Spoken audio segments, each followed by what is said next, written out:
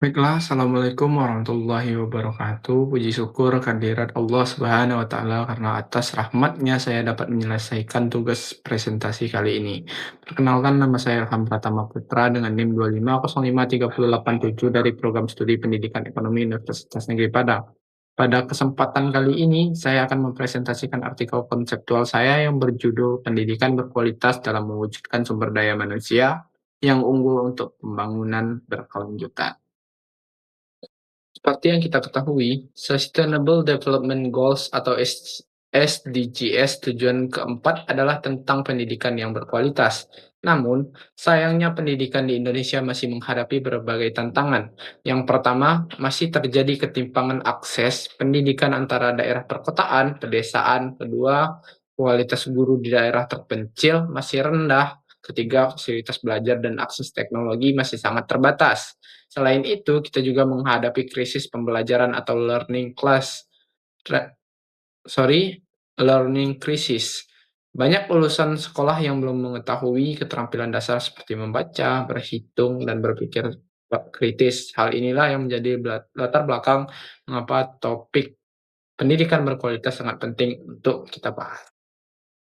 Berdasarkan latar belakang tersebut, ada 3 pertanyaan dasar yang menjadi fokus dalam artikel ini. Pertama, yaitu mengapa pendidikan berkualitas penting bagi pembangunan berkelanjutan. Yang kedua, yaitu apa saja tantangan utama dalam mewujudkan pendidikan berkualitas di Indonesia. Yang ketiga, bagaimana peran mahasiswa dalam mendukung SDGs tujuan keempat ini. Ketiga pertanyaan ini akan saya jawab melalui pembahasan dalam artikel ini. Nah, selanjutnya itu artikel ini memiliki 3 tujuan utama. Yang pertama yaitu menjelaskan pentingnya pendidikan berkualitas bagi pembangunan berkelanjutan.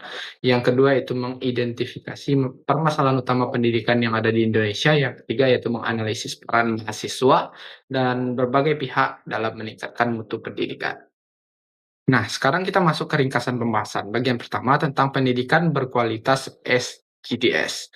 SDGs. Tujuan keempat menekankan pentingnya pendidikan yang inklusif, merata, dan berkualitas. Dalam perspektif ekonomi, pendidikan dipandang sebagai investasi modal manusia atau capital human.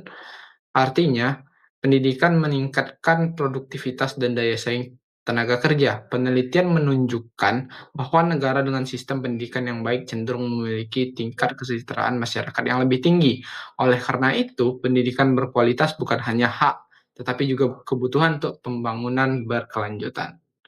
Nah, pembahasan bagian kedua ini adalah tentang permasalahan pendidikan di Indonesia. Permasalahan pertama adalah rendahnya kualitas dan kompetensi guru. Banyak guru yang belum memiliki keterampilan sesuai dengan kebutuhan pembelajaran abad ke-21. Yang kedua, ketimpangan akses antara kota dan desa masih sangat terlihat. Yang ketiga, yaitu kurikulum kita sering dinilai kurang relevan dan kebutuhan dunia kerja saat ini. Keempat, yaitu kesenjangan teknologi dan akses internet semakin memperlebar ketimpangan, terutama setelah pandemi COVID-19. Semua permasalahan ini menyebabkan rendahnya daya saing lulusan Indonesia di tingkat global. Nah, pembahasan bagian ketiga ini adalah tentang peran mahasiswa dalam mendukung pendidikan berkualitas. Bagaimana sih peran mahasiswa? Mahasiswa memiliki peran strategis dalam mewujudkan pendidikan berkualitas. Yang pertama itu mahasiswa dapat menjadi relawan di daerah tertinggal atau daerah 3T. Kedua, mahasiswa dapat mengembangkan media, inovasi, pembelajaran yang kreatif dan menarik. Ketiga, mahasiswa dapat menjadi agen perubahan dan teladan baik bagi adik-adik sekolah. Keempat, mahasiswa dapat memanfaatkan teknologi secara kreatif untuk menciptakan metode belajar yang modern. Kelima, mahasiswa dapat menjadi fasilitator dan motivator bagi generasi muda lainnya. Dengan kata lain, mahasiswa tidak hanya berperan sebagai pencari kerja, tetapi juga sebagai pencipta peluang di bidang pendidikan.